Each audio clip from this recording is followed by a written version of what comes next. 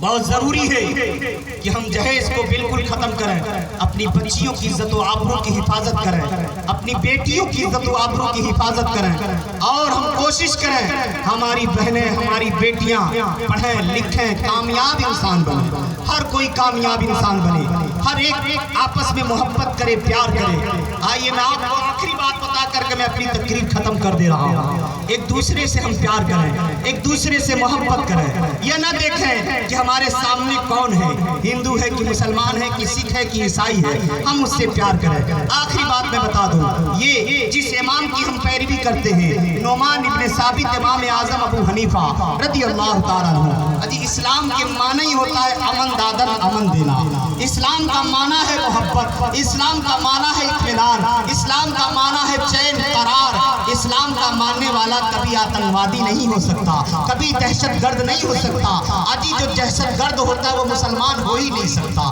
وہ اسلام سے اسے کوئی مطلب نہیں۔ میں تو یہ کہتا ہوں جو آتنکوادی ہوگا اس کا کوئی دھرم اس کا کوئی دھرم ہی نہیں ہے جو آتنکوادی ہوگا، کیونکہ چاہے ہندو مت ہو چاہے اسلام مت ہو، کسی بھی دھرم میں اتیاچار کو غلط کہا گیا ہے، غلط کہا گیا ہے، غلط کہا گیا ہے۔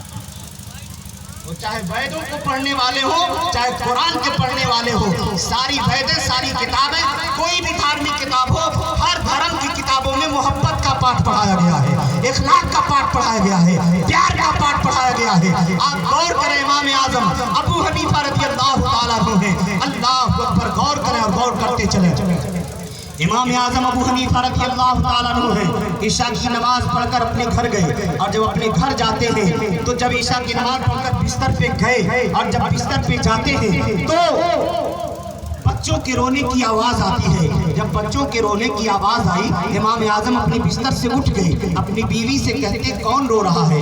کہہ رہی ہو سکتا ہے پڑوس کے بچے رو رہے ہوں۔ امام اعظم ابو حنیفہ رضی اللہ تعالیٰ عنہ اب اپنے گھر سے باہر نکلے، بغل میں جو آپ کے بغل میں ایک یہودی کا گھر تھا، مسلمان کا گھر نہیں تھا، یہودی کا گھر تھا، گئے دروازہ کھٹکھٹاتے ہیں، اندر سے انسان نکلا، رات کی تاریکی چھائی ہوئی ہے، اندھیرا ہے، اور اس اندھیرے میں کہا کون؟ کہا میں تمہارا پڑوسی نعمان ابن ثابت ہوں۔ کہا کیا بات ہے میرے دروازے پہ کیوں آئے ہو؟ کہا اس لیے آیا ہوں مجھے بچوں کے رونے کی آواز سنائی دے رہی ہے۔ کہا کیا کہنا؟ ہاں ہاں میرے بچے رو رہے ہیں۔ کہا کیوں رو رہے ہیں؟ کہا میرے بچے آج کئی دن سے بھوکے ہیں، کئی دن سے پیاسے ہیں، میرے بچے دو وجہ سے روتے ہیں، یا تو اندھیرے کی وجہ سے روتے ہیں یا بھوک لگنے کی وجہ سے روتے ہیں۔ کہا پھر کیا بات ہے؟ کہا میرے گھر میں دونوں چیزوں کی کمی ہے، میرے بچے بھوکے بھی ہیں، میرے گھر میں اندھیرا بھی ہے، میرے بچے رو رہے ہیں اس لیے کہ اندھیرا ہے، میرے بچے رو رہے ہیں اس لیے کہ بھوکے ہیں۔ اب امام اعظم نے کیا کیا؟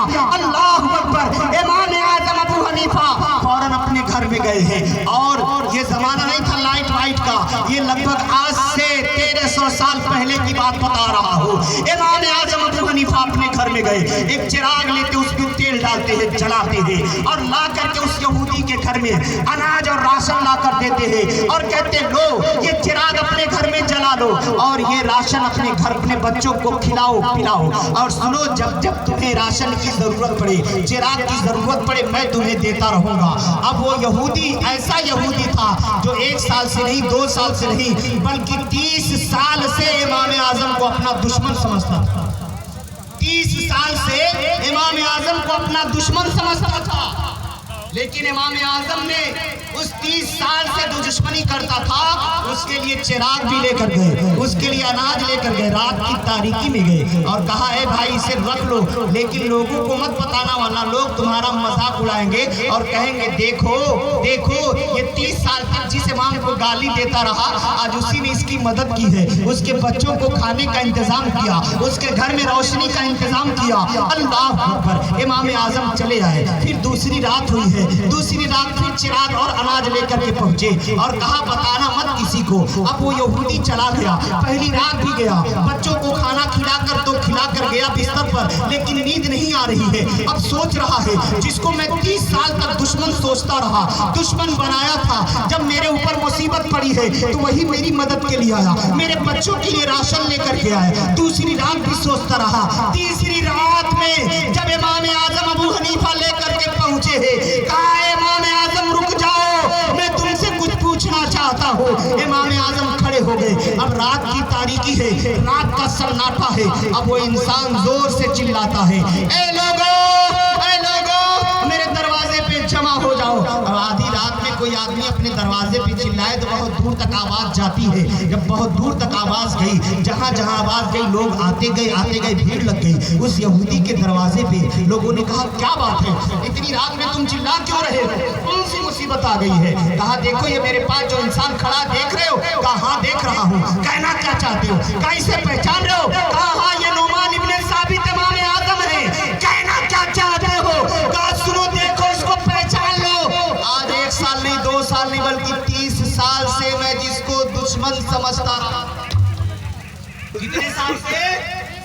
30 سال سے جس کو میں دشمن سمجھتا رہا، جس کو میں گالی دیتا رہا، جس کو میں پریشان کرتا رہا، جس کے اوپر میں انگلیاں اٹھاتا رہا، جس کو برا بھلا کہتا رہا، جب میرے اوپر مصیبت آئی ہے، میرے بچے بھوک کے مارے رو رہے تھے، میرے بچے اندھیرے کے مارے رو رہے تھے، تو میرے دھرم والوں نے میری مدد نہیں کی، میرے برادری کے لوگوں نے میری مدد نہیں کی، میرے اپنے لوگوں نے میری مدد نہیں کی۔ یہ میرا دشمن جسے میں دشمن سمجھتا رہا، جسے میں اپنا دشمن سمجھتا رہا، یہ میرا دشمن آیا ہے میری مدد کے لیے۔ اس نے مجھے چراغ دیا، اس نے مجھے اناج دیا اور کہہ رہا ہے جب جب ضرورت پڑے مجھ سے لیتے رہنا۔ اے لوگوں میں تم کو اس لیے بلایا ہوں تاکہ تم گواہ ہو جاؤ۔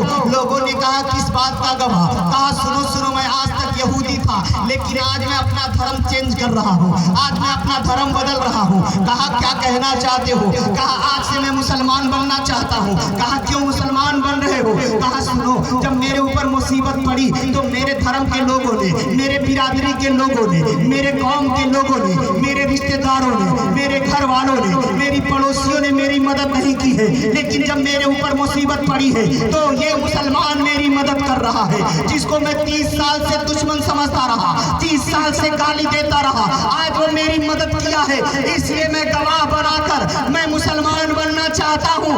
امام اعظم نے کہا رک جا، ابھی تو مسلمان مت بن، لیکن یہ بتا دے آخر تو مسلمان کیوں بننا چاہتا ہے، تیری مرضی کیا ہے، تو اچانک دھرم کیوں چینج کرنا چاہتا ہے؟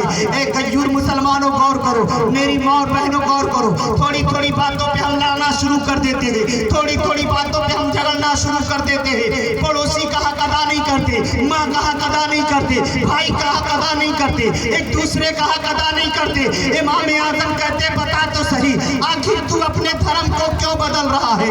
اللہ اکبر۔ اس یہودی نے کہا اے امام تم بتاؤ تم کون ہو؟ کہا میں مسلمان ہوں۔ کہا میری مدد کیوں کر رہے ہو؟ کہا اس لیے کہ ہمارے پیغمبر نے بتایا ہے، ہمارے پیغمبر نے بتایا ہے، جس پیغمبر کے بارے میں قرآن فرماتا ہے لقد کان لکم فی رسول اللہ اسوۃ حسنہ، پیغمبر کی زندگی تمہارے لیے نمونہ حیات ہے، اسی پیغمبر نے بتایا ہے کہ لوگوں اگر تمہارا کوئی بھائی پریشان میں ہو، تمہارا پڑوسی پریشانی میں ہو تو یہ مت دیکھنا کہ کس دھرم کا ماننے والا ہے، اگر تیرے پاس طاقت ہے تو اپنے اس بھائی کی مدد کر دینا، یہ ہمارے پیغمبر کی تعلیم ہے، یہ ہمارے پیغمبر کی تعلیم ہے۔ کہا سنو تم نے مجھے میری مدد کی اس لیے کہ تمہارے پیغمبر نے تمہیں یہ راستہ دکھایا تھا، تمہارے پیغمبر نے یہ راستہ بتایا تھا، اس لیے تم اپنا دھرم چینج کر رہے ہو۔ کہا اس لیے تم میری مدد کر رہے ہو کہ تمہارے پیغمبر نے راستہ دکھایا، تو سنو میرے دل نے کہا اے امام اعظم جس پیغمبر کے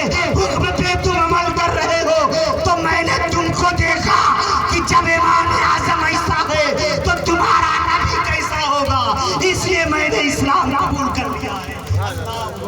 اب مجھے کلمہ پڑھاؤ اسلام قبول کرا دو۔ اس یہودی نے کلمہ پڑھا اسلام قبول کر لیا۔ میں آپ سے پوچھنا چاہتا ہوں کہ اس یہودی نے کیوں اسلام قبول کیا؟ کیا اسے تلوار دکھائی گئی تھی؟ کیا اسے توپ دکھایا گیا؟ کیا اسے پسٹل دکھایا گیا؟ کیا اسے AK-47 دکھایا گیا؟ نہیں، اگر اس یہودی نے اپنے دھرم کو بدلا ہے تو صرف امام اعظم کا کردار دیکھ کر کے بدلا ہے۔ اس لیے ہمیں اور آپ کو چاہیے اپنا کردار بھی اسی طرح بنائیں جس طرح کردار مصطفیٰ ہے، جس طرح کردار صحابہ ہے، ہم نبی کے نقش قدم پہ مکمل طریقے سے عمل کریں۔ اللہ فرماتا ہے لَقَدْ كَانَ لَكُمْ فِي رَسُولِ اللَّهِ أُسْوَةٌ حَسَنَةٌ، کہ اے لوگو نبی کی زندگی تمہارے لیے بہترین آئیڈیل اور نمونہ ہے۔ ہم اپنے نبی کی زندگی کو سمجھیں، اپنے نبی کی زندگی پہ عمل کریں۔ اب میری ماں اور بہنیں آپ غور سے سنو، اپنے بچوں کو تعلیم کی طرف ابھارو، اپنے بچوں سے پڑھائی کراؤ، آدھی روٹی کھاؤ بچوں کو پڑھاؤ، آدھی روٹی کھاؤ بچوں کو پڑھاؤ، جہیز لینا بند کرو، ورنہ پھر ہماری بیٹی کہیں دوسری عائشہ بن کر تلگدی میں چھلانگ نہ لگا دے۔ اپنی زندگی کو سدھاریں، نبی کے فرمان کے مطابق، شریعت کے فرمان کے مطابق اپنی زندگی گزارنے کی کوشش کریں۔ اللہ ہمیں اور آپ سب کو سمجھ کر عمل کرنے کی توفیق رفیق عطا فرمائے۔ وآخر دعوانا الحمدللہ رب العالمین۔ السلام علیکم ورحمۃ اللہ وبرکاتہ۔